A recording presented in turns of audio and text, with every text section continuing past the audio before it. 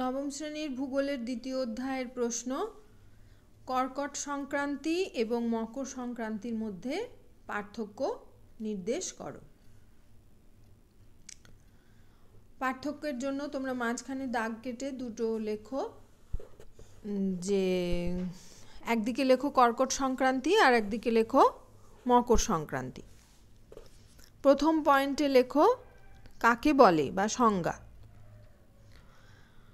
কর্কটক্রান্তি রেখায় 21শে জুন সূর্যের উত্তরায়ণের শেষ সীমা হওয়ায় এই তারিখকে কর্কট সংক্রান্তি বলা হয়। মকর সংক্রান্তিতে লেখো যে মকরক্রান্তি রেখায় 22শে ডিসেম্বর সূর্যের দক্ষিণায়নের শেষ সীমা হওয়ায় এই তারিখকে মকর সংক্রান্তি বলা হয়। 2 নম্বর পয়েন্টে লেখো সূর্যরশ্মির পতন কোণ। কর্কটক্রান্তি রেখায় সূর্যরশ্মি 90 ডিগ্রি কোণে হেলে থাকে, কর্কটক্রান্তি রেখায় 43 ডিগ্রি কোণে পতিত হয়। আর মকর সংক্রান্তিতে লেখো যে মকরক্রান্তি রেখায় সূর্যরশ্মি 90 ডিগ্রি কোণে হেলে থাকে আর কর্কটক্রান্তি রেখায় 43 ডিগ্রি কোণে পতিত হয়। এবার লেখো 3 নম্বর পয়েন্টে যে কি কি ঋতু তখন হয়। কর্কট সংক্রান্তিতে উত্তর গোলার্ধে গ্রীষ্মকাল, দক্ষিণ গোলার্ধে শীতকাল হয়। আর মকর সংক্রান্তিতে উত্তর গোলার্ধে শীতকাল, দক্ষিণ গোলার্ধে গ্রীষ্মকাল হয়। 4 নম্বর পয়েন্টে লেখো দিনরাত্রির দৈর্ঘ্য।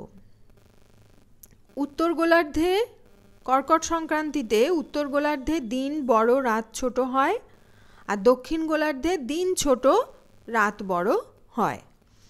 আর মকর সংক্রান্তিতে দক্ষিণ গোলার্ধে দিন বড় রাত ছোট হয়, উত্তর গোলার্ধে দিন ছোট রাত বড় হয়। ঠিক আছে, এইভাবে তোমরা কর্কট সংক্রান্তি এবং মকর সংক্রান্তির পার্থক্য নির্দেশ করবে, বা যদি আলাদা আলাদা বৈশিষ্ট্যও আসে তাহলে তোমরা এক এক দিকেরগুলো বৈশিষ্ট্য হিসেবে মুখস্থ করবে। এখানে আমি আর একটা পার্থক্যের কথা তোমাদের বলবো, সেটা হচ্ছে মহাবিষুব এবং জলবিষুবের মধ্যে পার্থক্য। পার্থক্যের জন্য মাঝখানে তোমরা দাগ টানবে, টেনে একদিকে লিখবে মহাবিষুব আর একদিকে লিখবে জলবিষুব। মহাবিষুবর প্রথম পয়েন্ট হচ্ছে সংজ্ঞা। সংজ্ঞাতে লেখো যে উত্তর গোলার্ধে বসন্তকাল থাকায় 21শে মার্চ তারিখকে মহাবিষুব বা বসন্ত বিষুব বলা হয়।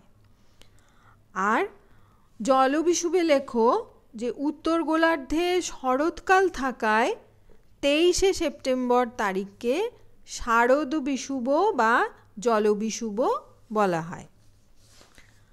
2 নম্বর পয়েন্টে লেখো কি কি ঋতু। মহাবিষুবের সময় উত্তর গোলার্ধে বসন্তকাল আর দক্ষিণ গোলার্ধে শরৎকাল হয়। আর জলবিষুবের সময় উত্তর গোলার্ধে শরৎকাল, দক্ষিণ গোলার্ধে বসন্তকাল হয়। 3 নম্বর পয়েন্টে লেখো সূর্যরশ্মির প্রভাব। মহাবিষুবের ক্ষেত্রে লেখো যে 21শে মার্চের পর উত্তর গোলার্ধে সূর্য লম্বভাবে রশ্মি পেতে শুরু করে, আর জলবিষুবে 23শে সেপ্টেম্বরের পর থেকে দক্ষিণ গোলার্ধে সূর্যর লম্ব রশ্মি পড়তে শুরু করে। ঠিক আছে, এইভাবে তোমরা পার্থক্যগুলো একটু ভালো করে পড়বে। ঠিক আছে।